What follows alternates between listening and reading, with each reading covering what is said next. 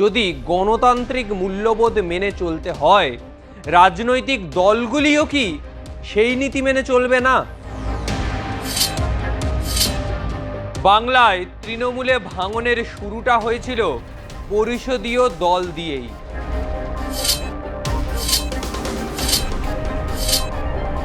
ঋতব্রত কাকুলিদের সব অঙ্ক ভেস্তে যাবে এবার। জোড়াফুল কেবল একটা প্রতীক মাত্র, আসল চিহ্ন মমতা বন্দ্যোপাধ্যায়ের ছবি। শিবসেনার নেতৃত্ব সংক্রান্ত মামলার শুনানিতে রাজনৈতিক গণতন্ত্র গুরুত্বপূর্ণ প্রশ্ন নিয়ে এবার সরব হল সুপ্রিম কোর্ট। প্রধান বিচারপতি সূর্যকান্তের নেতৃত্বাধীন বেঞ্চ এদিন গুরুত্বপূর্ণ পর্যবেক্ষণে জানায়, শিবসেনার সাংগঠনিক কাঠামো তৈরি হয়েছে মূলত গণতান্ত্রিক নীতির ওপর দাঁড়িয়ে। পরে সংবিধান সংশোধনের মাধ্যমে দলটি কার্যত এক ব্যক্তিকেন্দ্রিক কাঠামোয় পরিণত হয়। শিবসেনা এক ব্যক্তিকেন্দ্রিক কাঠামোয়। প্রধান বিচারপতির প্রশ্ন, সাংবিধানিক প্রতিষ্ঠানগুলিকে যদি গণতান্ত্রিক মূল্যবোধ মেনে চলতে হয়, রাজনৈতিক দলগুলিও কি সেই নীতি মেনে চলবে না? অন্যদিকে বিচারপতি জয়মাল্য বাগচির মন্তব্য, একসময় দলবদলকে সংবিধানের পাপ বলা হতো, আর এখন দলবদল গর্বের অলংকার হয়ে উঠেছে এই সমস্ত নেতা মন্ত্রীদের, যে যত দলবদল করবে সে তত বড় নেতা।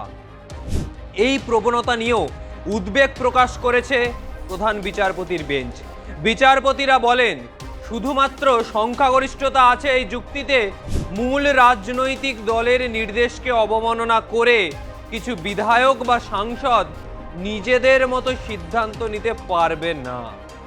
রাজনৈতিক কারবারিদের বক্তব্য, তৃণমূল কংগ্রেসের কালীঘাট বনাম ঋতব্রত এবং অপরদিকে এনসিপিআই, এই অচলাবস্থাতেও এই পর্যবেক্ষণ বেশ ইঙ্গিতপূর্ণ। বাংলায় তৃণমূলে ভাঙনের শুরুটা হয়েছিল পরিষদীয় দল দিয়েই।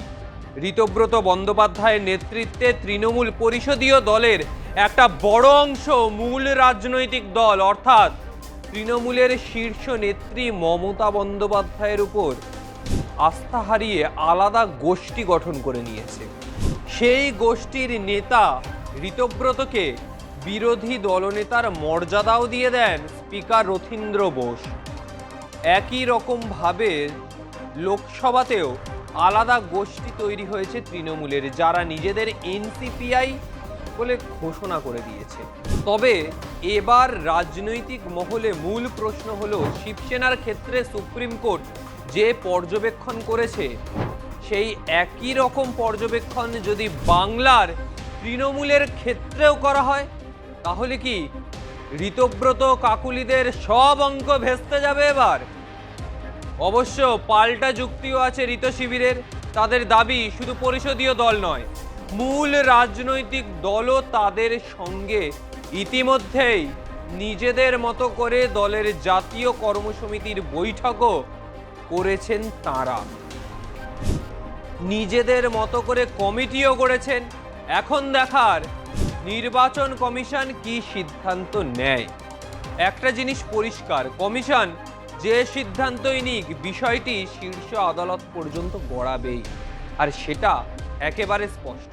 তৃণমূলের রাজনৈতিক অবস্থান, এই ঋতপন্থীরা আর এই ঋতপন্থীদের মধ্যে অনেকেই যারা বর্তমানে চাইছেন মাথার ওপর শীর্ষ নেতৃত্বে যদি মমতা ব্যানার্জি থাকে, তবে তারা ঋতব্রতর শিবিরে থাকবে, নচেত থাকবে না। এই পরিস্থিতি বর্তমানে ঋতব্রত। যেভাবে বাংলার নির্বাচনের পট পরিবর্তনের পর তিনি নিজের আলাদা রাজনৈতিক দল না করে তৃণমূল থেকেই বিধায়ক নিয়ে নিজেকেই তৃণমূলের সর্বেসর্বা মনে করেছিলেন, এবার সেই জায়গায় পুরো ঝামা ঘষে দিচ্ছে সুপ্রিম কোর্ট। এই শিবসেনার নেতৃত্বে যে মামলা, সেই মামলার এই ধরনের মন্তব্য সত্যি ঝামা ঘষে দেবে এই দলবদলু নেতাদের, যারা দলে থেকে উপদলীয় কার্যকলাপ করে যাচ্ছে, তাদের হিসেব এবার হবে।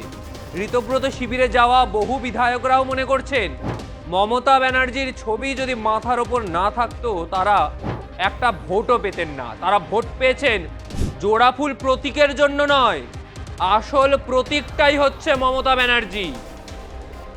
জোড়াফুল কেবল একটা প্রতীক মাত্র, আসল চিহ্ন মমতা বন্দ্যোপাধ্যায়ের ছবি, যে ছবির জন্য তারা এই ভোটটা পেয়েছে, নয়তো এই ভোটটাও তারা পেতেন না। মমতা ব্যানার্জির ছবি মাথার ওপর থেকে সরে গেলে এই ভোট পাওয়া যে খুবই চাপের। এই তৃণমূল স্তরে যারা ভোট দেয় তৃণমূলকে, সেই ভোটটা যে তারা আর পাবেন না সেটা স্পষ্ট। তবে মমতা ব্যানার্জি কি নতুন রাজনৈতিক দল তৈরি করছেন নিজের তৃণমূল কংগ্রেস ছেড়ে? এই সমস্ত জল্পনা তো উঠে আসছে। মমতা ব্যানার্জি যদি নিজের রাজনৈতিক দল তৈরি করেন, তাহলে একদিকে মমতা ব্যানার্জির প্রার্থী, অন্যদিকে ঋত তৃণমূলের প্রার্থী। যদি তৃণমূলই ভেঙে যায়, 21-এর মঞ্চ বুঝিয়ে দিয়েছে তৃণমূলের কর্মী সমর্থকরা কোন দিকে। নেতাদের ভিড় হতে পারে মঞ্চে, কিন্তু মমতা বন্দ্যোপাধ্যায়ের মঞ্চে নেতার থেকে কর্মীদের ভিড়টা বেশি। ফলে এখন দেখার আগামী সময় কোন দিকে যায় তৃণমূলের ভবিষ্যৎ, সেই দিকেই থাকবে আগামীর নজর। আজকের মধ্যে বিদায় নিচ্ছি। ভিডিওটা ভালো লাগলে অবশ্যই লাইক কমেন্ট করবেন, চ্যানেলটি সাবস্ক্রাইব করবেন, আপনার মতামত জানাবেন। আগামী সময় আর কোন কোন বিষয়ে ভিডিও দেখতে চান অবশ্যই জানাবেন। নমস্কার।